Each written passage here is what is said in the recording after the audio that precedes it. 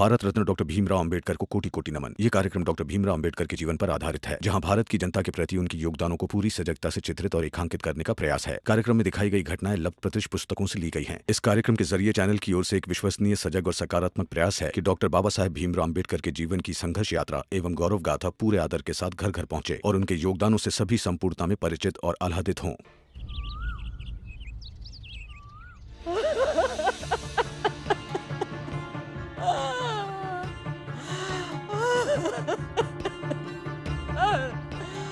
सब सामान चोरी में गया, कुछ नहीं बचा, हम लोग तो बर्बाद हो गए।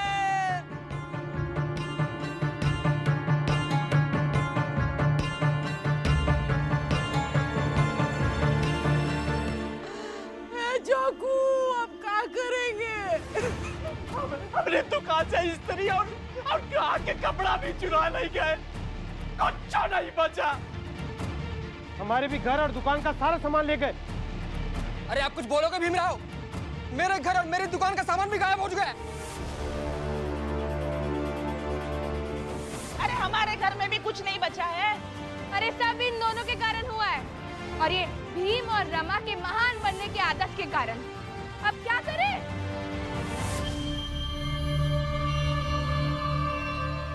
ओ भीमराव,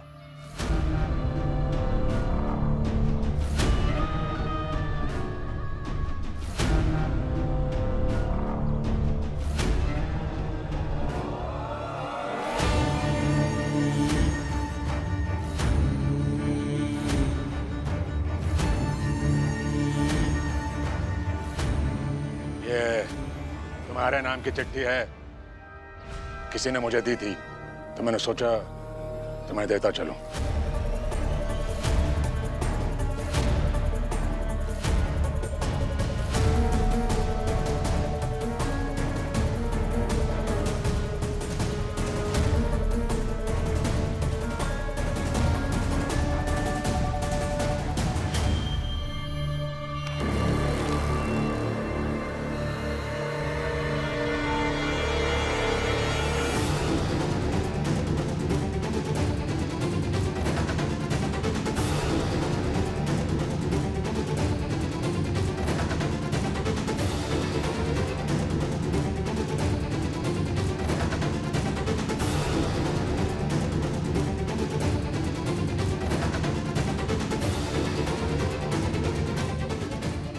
मेघनाथ जी ले आए सामान, अब क्या करें?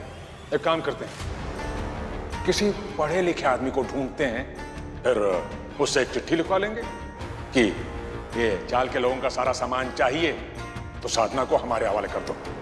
कैसा रहेगा? बेटी है मेरी, कभी आप कह रहे हैं चोर बनकर सामान चुराने के लिए और कभी चिट्ठी लिखने के लिए। ऊपर से ऊंची बिरादरी के लोग हैं हम, और औकात कैसी, मांगने वालों जैसी हो गई है। एकदम बेवकूफी हो क्या तुम? भीमराव है वो, भीमराव, इसलिए मुझे ऐसा तरीका अपनाना पड़ रहा है।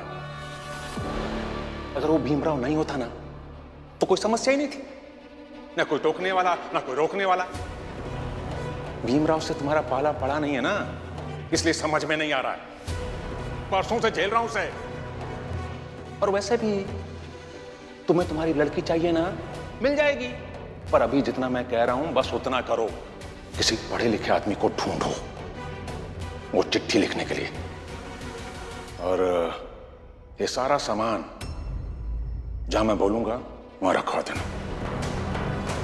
अब तुम देख लो तुम्हें क्या करना है।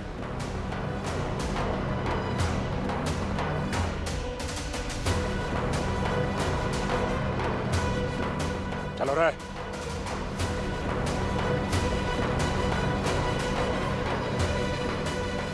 भीम, हमें हमारा सारा सामान चाहिए। मिल जाएगा, सबका सामान लाऊंगा मैं।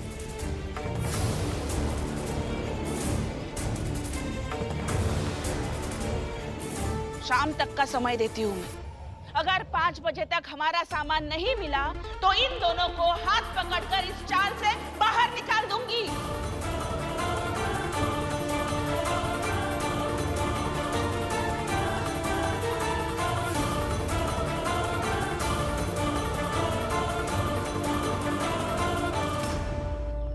और साधना यहाँ से अभी चले जाएंगे। आप सभी को चिंता करने की कोई आवश्यकता नहीं है। नहीं अलग, कहीं जाने की जरूरत नहीं है। 5 बजे तक का समय मिला है ना, मैं देख लूंगा क्या करना है।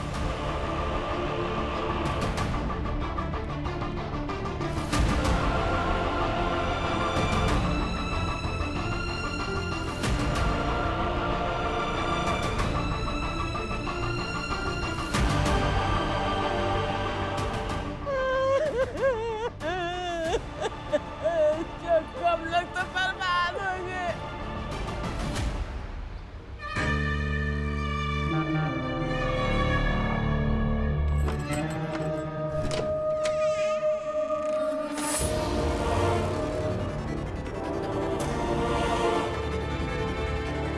आ जाओ।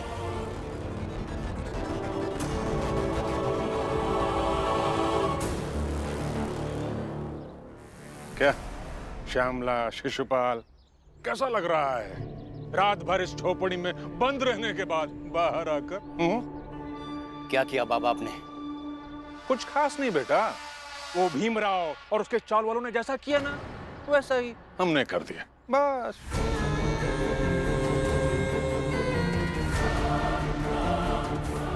क्या किया बाबा आपने? अरे मुझसे क्या पूछ रहे हो? अब तो तुम दोनों बाहर हो ना, जाओ जाके देख लो अपनी आंखों से। जाओ।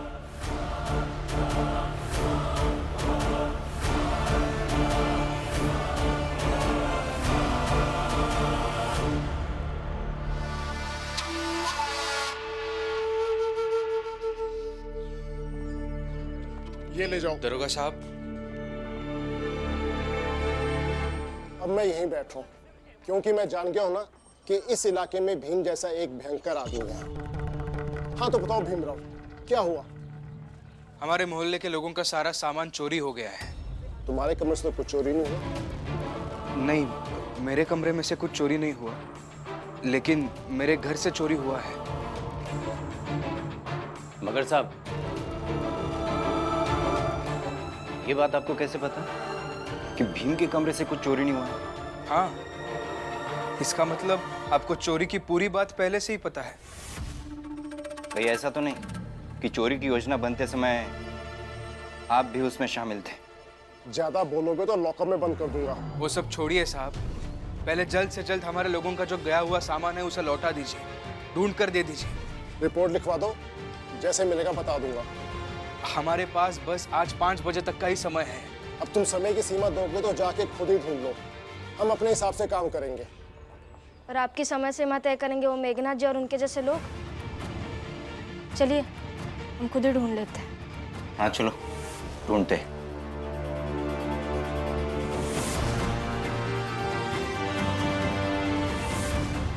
मेघनाथ जी ने सारा सामान वैसी जगह रखा है जहां तक तुम पहुंच भी नहीं पाओगे।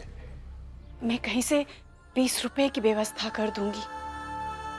आप कहिए ना उस आदमी से कि अलग और साधना को कहीं दूर भेज दे, जल्द से जल्द।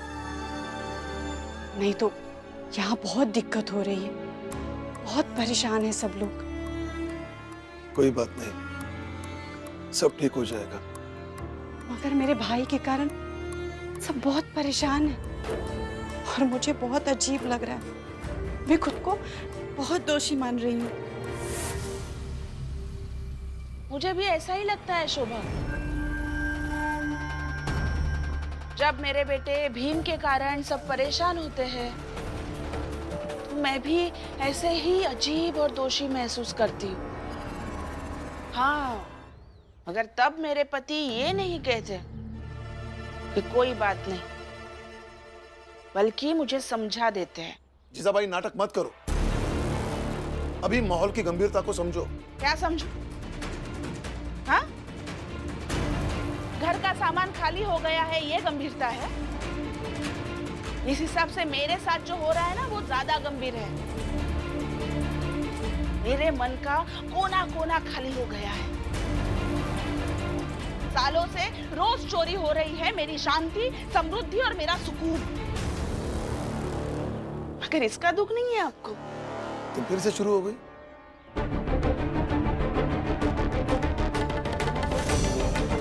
जब देखो तो वही बातें करती रहती है।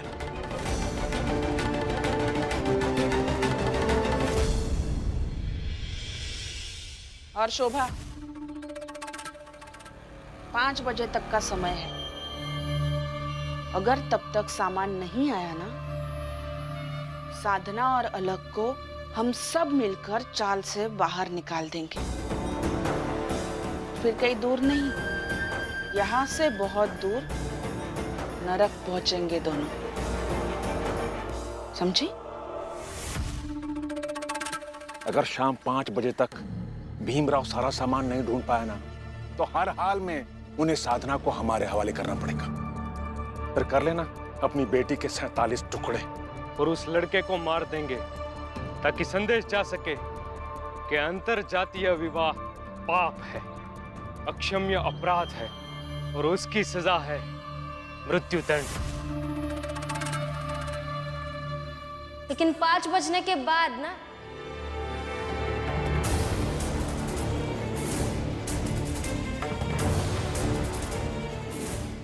पाँच बजने में अभी 8 घंटे बाकी है। क्या पता मेरे पति सबका सामान ढूंढ ले। रमा भाई, ऐसा कभी नहीं होगा। मेरे पति भीमराव अंबेडकर है, उनके लिए कुछ भी असंभव नहीं। इस बार ऐसा कुछ नहीं कर पाएगा वो, चाहे कितना भी दिमाग लगा ले, कितनी भी बुद्धि दौड़ा ले, पर इस बार मुझे मात नहीं दे पाएगा।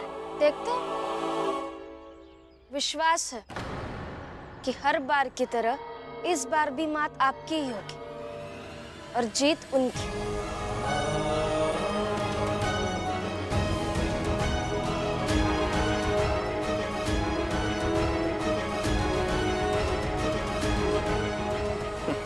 देखता हूँ क्या 5 बजे तक वो ढूंढ पाता भी है या नहीं। जरूर देखिए।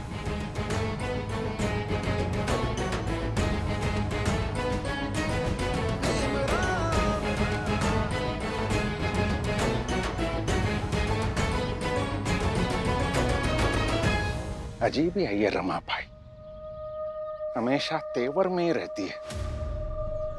पता नहीं इतने तेवर लाती कहां से है ये। एक तो स्त्री है, इतने कम उम्र की है, ऊपर से निम्न बिरादरी की। फिर भी बातें देखो इसकी। शिक्षा का असर है।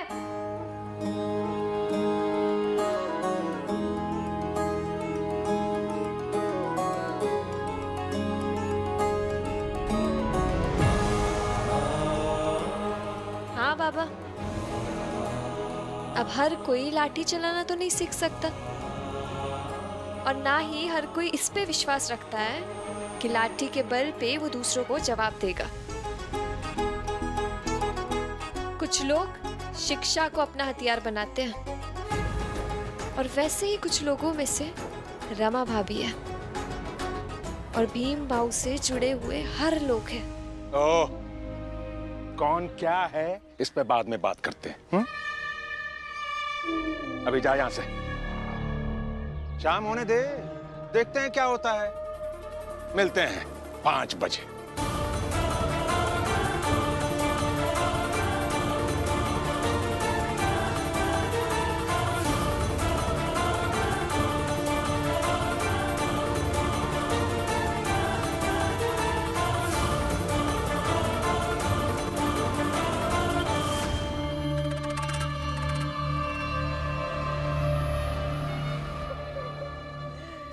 सब सामान चोरी है गवा, घर का भी और अपनी दुकान का भी। अब बताओ राम जी कि कैसे काम करें और कैसे बनाए खाना, बताओ। देखो और समझो, तुम्हारे बेटे भीमराव के कारण हम सब भूखे हो गए।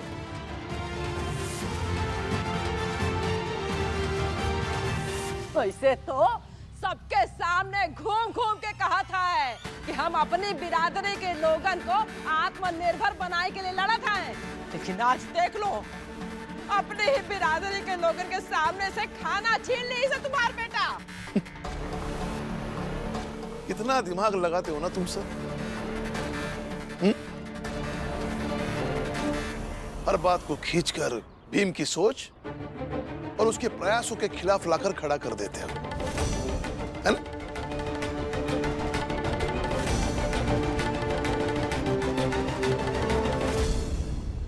एक काम कीजिए,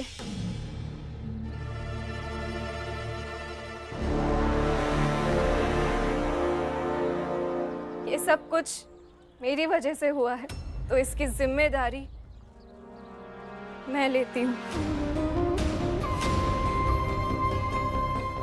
और इसका हल मैं देती हूँ।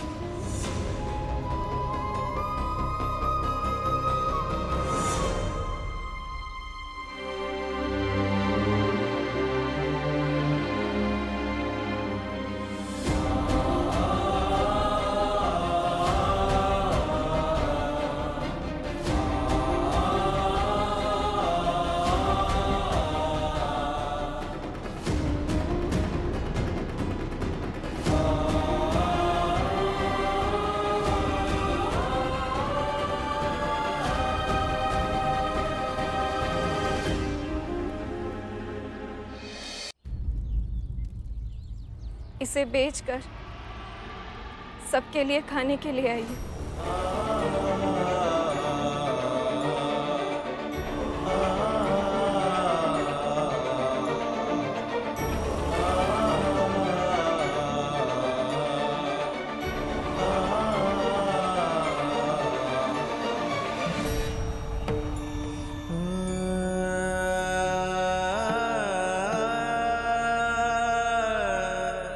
ये लीजिए।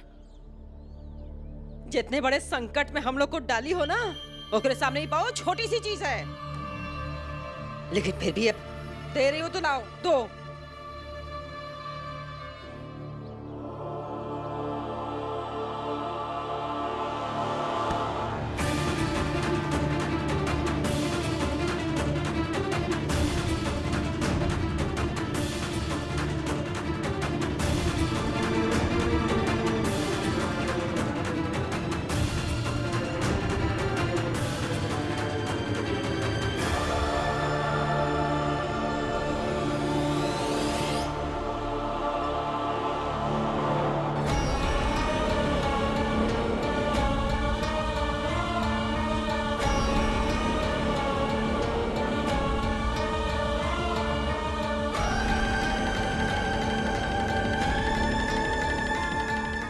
मत करो ऐसा, वरना लोग कहेंगे कि हम निम बिरादरी वाले लोगों को बहुओं को संभाल कर रखना नहीं आता, और उच्च बिरादरी वाले इस बात का मजाक बनाएंगे कि हम निम बिरादरी वाले अपनी बहू और बेटी के गहने बेचकर अपना पेट भरते हैं।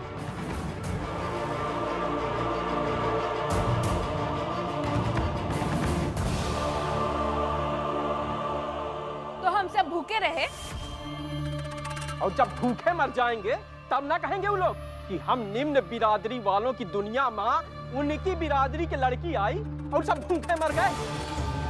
यही लिए निम्न बिरादरी के लोगन को ऊंची बिरादरी की लड़कियों को बहू न बनावे का चाहिए।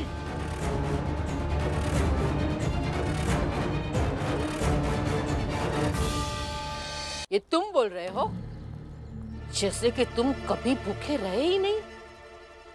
याद करो, जब तूफान आया था और हमारा सारा सामान इधर उधर हो गया था, तब हम 4 दिन पानी पीकर जिए थे। और ये भी मत भूलो, सब कुछ छोड़कर भाग गए थे, तब तुम्हारे पीछे तुम्हारी बीवी को खाना कौन खिलाया था? भूल गए ये सब? बुआ जी। जनार्दन,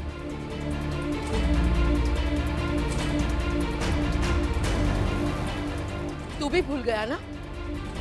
जब बीमार था तब हम सब एक समय का खाना खाते थे और एक समय भूखे रहकर वो पैसे जोड़कर तेरा इलाज करवाया था। भूल गया ना वो सब? और आज सबको एक समय का खाना नहीं मिल रहा है तो इस तरह बकवास कर रहे हो। लेकिन जितना सामान चोरी हुआ है उतना सामान पता नहीं हम कब तक खरीद पाएंगे। और हम सबका सामान चोरी हुआ है किसी और के प्रेम कहानी के चक्कर में। और अगर इस पर भी हम कुछ बोले तो वो बकवास हो जाता है। अरे यही तो रोने वाली बात है। जिस चाल में भीम जैसा इंसान रहता है, जो सुबह से लेके शाम तक न्याय न्याय रोता रहता है, चिल्ला चिल्ला कर कहता रहता है, और उसी की बुआ यहाँ अन्याय की बातें कर रही है।